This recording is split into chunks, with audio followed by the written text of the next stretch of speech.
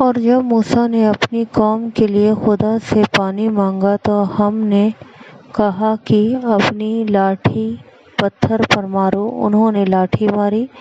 تو پھر اس میں سے 12 چشمے پھوٹ نکلے اور تمام لوگوں نے اپنا اپنا گھاٹ معلوم کر کے پانی پی لیا۔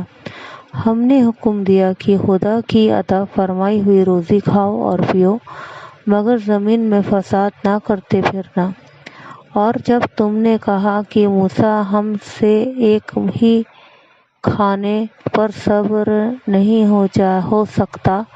تو اپنے پروردگار سے دعا کیجیے کہ ترکاری اور ککڑی اور گیہوں اور مسور اور پیاز وغیرہ جو نباتات زمین سے اگتی ہیں ہمارے لیے پیدا کر دے۔ انہوں نے کہا کہ بھلا عمدہ چیزیں چھوڑ کر ان کے بدلے ناقص خراب چیزیں کیوں چاہتے ہو؟ اگر یہی چیزیں چاہیے تو کسی شہر میں جا اترو، وہاں جو مانگتے ہو مل جائے گا۔ اور آخرکار ذلت و رسوائی اور محتاجی و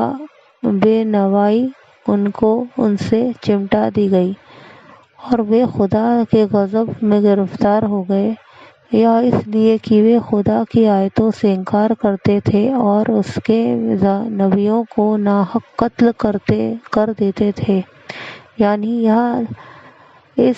لیے کہ نافرمانی کیے جاتے اور حد سے بڑھ جاتے تھے۔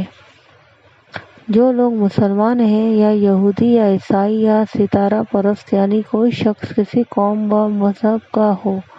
جو خدا اور قیامت کے دن پر ایمان لائے گا اور نیک عمل کرے گا، اور ایسے لوگوں کو ان کے اعمال کا بدلہ خدا کے یہاں ملے گا، اور قیامت کے دن ان کو نہ کسی طرح کا خوف ہوگا اور نہ وہ غمناک ہوں گے۔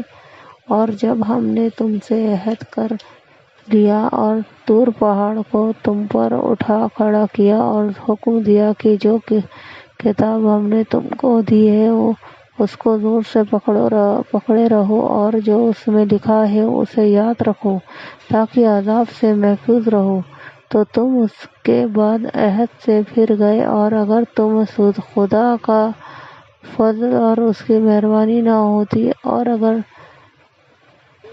اگر تم پر خدا کا فضل اور اس کی مہربانی نہ ہوتی تو تم گھاٹے میں پڑے گئے ہوتے۔ اور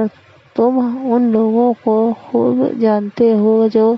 تم میں سے ہفتے کے دن مچھلی کا شکار کرنے میں حد سے آگے بڑھ گئے تھے، تو ہم نے ان سے کہا کہ ذلیل و خوار بندر ہو جاؤ، اور اس قصے کو اس وقت کے لوگوں کے لیے اور جو ان کے بعد آنے والے تھے عبرت سبق اور پرہیزگاروں کے لیے نصیحت بنا دیا۔ اور جب موسیٰ نے اپنی قوم کے لوگوں سے کہا کہ خدا تم کو حکم دیتا ہے کہ ایک بیل ذبح کرو، وہ بولے کیا تم ہم سے ہنسی کرتے ہو؟